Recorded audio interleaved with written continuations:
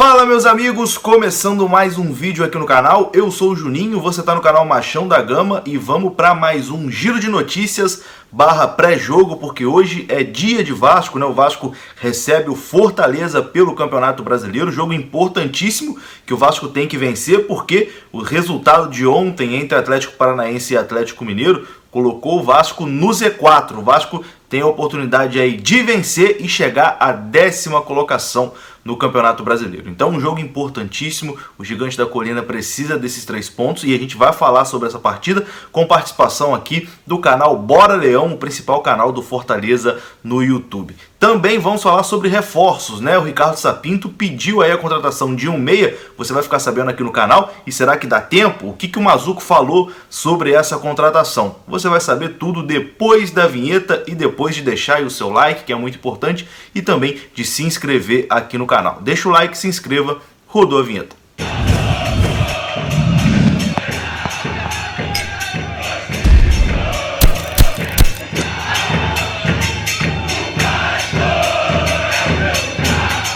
Então bora lá, meus amigos, começando mais um vídeo aqui no canal. Espero que você já tenha deixado o seu like e que também já seja um inscrito aqui no Machão da Gama. Bom, o resultado de ontem, a vitória do Atlético Paranaense sobre o Atlético Mineiro, colocou o Vasco, infelizmente, na zona do rebaixamento. Por isso, esse jogo de hoje, mais tarde contra o Fortaleza, fica ainda mais importante, né? Porque o Vasco, com a vitória, sai da zona do rebaixamento, não só sai da zona do rebaixamento, como sobe bastante posições aí na tabela, chega na 10ª colocação. Lembrando que esse jogo é um jogo atrasado, né? Era lá do primeiro turno que foi adiado ali. O Vasco tem 2 jogos por fazer e esse contra o Fortaleza é um deles, o outro é contra o Palmeiras. Então essa partida hoje ganha aí um ar até de dramaticidade, vamos dizer assim, né? O Vasco precisa vencer para se consolidar também no campeonato, depois da boa vitória sobre o Sport Recife, né? Então mais uma boa vitória hoje traria mais confiança para esse time, mais confiança para o torcedor e também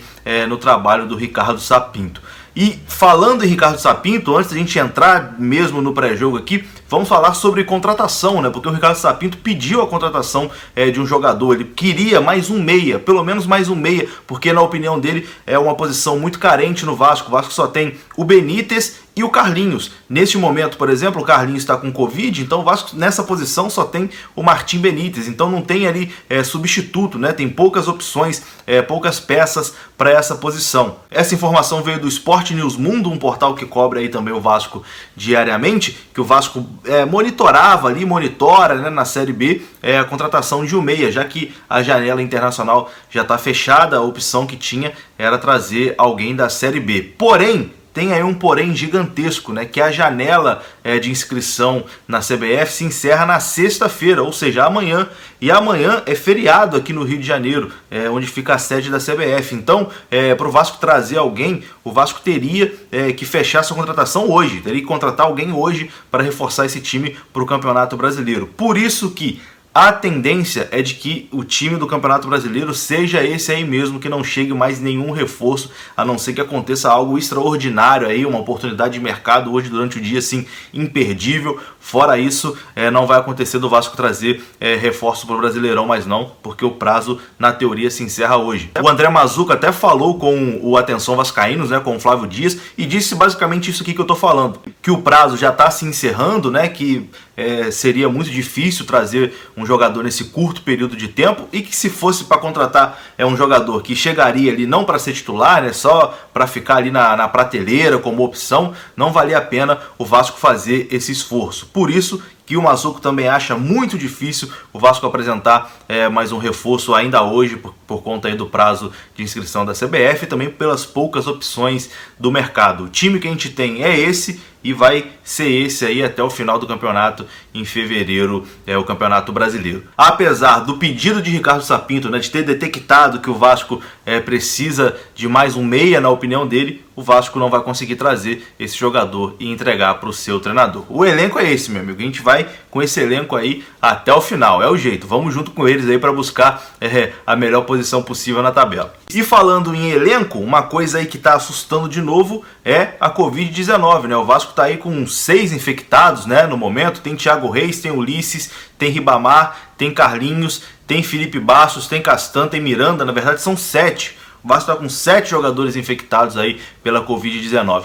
E com isso, o elenco do Vasco está praticamente todo imune, né? Poucos jogadores ainda não foram infectados pela Covid. Levantamento aqui feito pela UOL, o Vasco tem apenas 7 jogadores no seu elenco que ainda não foram infectados pela Covid. Ou seja, pelo que a gente sabe da doença, uma reinfecção é muito difícil, né? Então, só esses 7 jogadores aqui que corre o risco do Vasco ter como desfalque por conta da Covid no Campeonato Brasileiro. Vamos lá, jogadores do Vasco que ainda não tiveram Covid-19. Fernando Miguel, Léo Matos, que chegou recentemente, o lateral Henrique, o lateral Neto Borges, o zagueiro Jadson, que também chegou recentemente, Leonardo Gil e Martim Benítez. De resto, todo mundo já teve Covid-19 no elenco do Vasco. O Cano, sei que muita gente vai perguntar, mas o Cano, não vi nenhuma notícia do Cano tendo Covid-19. O Cano teve lá naquela primeira leva, quando o Vasco realizou os testes lá. Então, mais de 20 jogadores positivos, o Cano estava lá entre esses 20, ele e Thales Magno. Então, pegaram lá no início, lá em junho, quando o futebol estava retornando. Então é isso, né?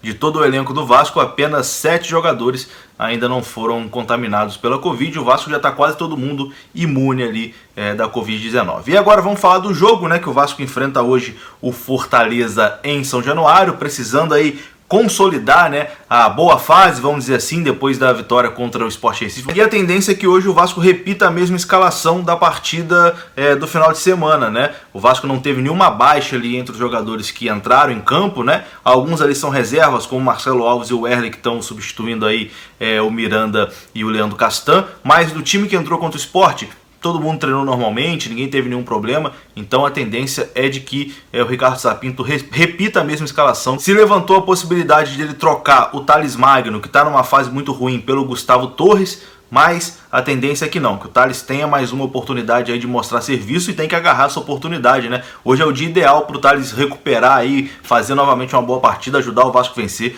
Afinal de contas, o Vasco precisa dessa vitória para se afastar ali, sair da zona do rebaixamento. Dito isso, vamos então aqui para a escalação do Vasco, a provável escalação, que como eu disse é a mesma da semana passada, né, do jogo de sábado contra o Sport Recife, mas vamos aqui repassar quem são esses 11 que entraram em campo. Fernando Miguel no gol, Léo Matos na direita, na zaga 3 zagueiros, o Wesley, Marcelo Alves e Ricardo, Neto Borges na esquerda, Léo Gil e Andrei a dupla de volantes, no meio ali o Benítez com o Thales jogando ali como um segundo atacante e na frente isolado Germancano. É o Vasco que entra em campo contra o Fortaleza logo mais. E o Fortaleza? Como vem o Fortaleza? Para falar do Fortaleza, chamo aí meus amigos do Bora Leão. Participei ontem lá de uma live, uma espécie de pré-jogo lá no Bora Leão. E peguei um trechinho aqui onde eles falam, explicam aí o time do Fortaleza. E vou colocar aqui para vocês. Já agradeço aqui o pessoal do Bora Leão que me convidou ontem e me recebeu muito bem lá no canal deles. E fica aí com esse trechinho onde eles falam sobre o provável Fortaleza que enfrenta o Vasco hoje. Que é como é que o Fortaleza deve entrar em campo amanhã, né? Uma possível escalação do Fortaleza amanhã e como que o Fortaleza deve se postar dentro de campo, né? A gente sabe que houve a mudança de treinador, né? O Inominável nos deixou para o Flamengo e o Marcelo Chamusca chegou aí tem uma semana e só teve uma partida contra o São Paulo, né? A provável escalação do Fortaleza amanhã, segundo o Globo Esporte, é Felipe Alves, Gabriel Dias, Jackson e aí Bruno Melo jogando de zagueiro improvisado. Isso ele já vem fazendo algumas partidas na temporada. O Bruno Melo já jogou como zagueiro, ele que é lateral esquerdo de ofício, mas a gente sabe que o Vasco é um pouco perigoso na jogada aérea, então o Bruno Melo ele é alto e faz bem a recomposição ali, e é muito bom que a gente vê uma lateral dobrada, né? Assim, mesmo o Bruno Melo atuando de zagueiro, ele consegue dar bons passes na saída de jogo, caso ela não seja feita com o Felipe Alves. Então, repetindo, Felipe Alves no gol, Gabriel Dias na lateral direita, a dupla de zaga deve ser Jackson e Bruno Melo, e o Carlinhos na lateral esquerda. Nossa dupla de volantes, aí vem Juninho e Ronald, com o Marlon talvez um pouco mais solto, ou então o Ronald mais solto, jogando de ponta, e o Marlon fazendo uma função mais de volante com o Juninho. Acredito até que seja essa segunda opção que eu falei. E na frente, Romarinho, David e Beckson. Os desfalques são Paulão, né, ausente aí por Covid-19, mesmo caso do Oswaldo, que atua na ponta esquerda, e do Yuri César, que é o nosso talismã, né, jogador da base do Flamengo, que vem jogando muito bem aí desde que chegou ao Fortaleza, né? São desfalques importantíssimos, pois acrescentam demais para a estrutura tática do nosso time também, porque são jogadores que na maioria das vezes são titulares, não é mais o Inominável, então assim, fica difícil. Antes o Fortaleza atacava num 4-2-4 e defendia num 4-4-2, agora Eu não faço ideia de como vai ser. Talvez defenda num 4-3-3, né? Eu não sei. Com o Ronald e o Marlon recuando para ajudar o Júnior ali na recomposição. Até porque a gente sabe que a gente vai ter um lateral improvisado na zaga, mas um lateral que já está acostumado aspas, né? Que já fez algumas boas atuações, inclusive, atuando na zaga. E é isso, eu vou ficando por aqui. Essa foi a primeira edição do nosso Giro de Notícias e um pré-jogo também. Volto assim que o jogo terminar. Quando terminar Vasco e Fortaleza, se Deus quiser, com a vitória do Vasco, eu volto aqui para comentar sobre a partida. Tamo junto, então, ó. Ative aí o sininho das notificações, se inscreva no canal, deixa aquele like também para ajudar. E até a próxima. Fui!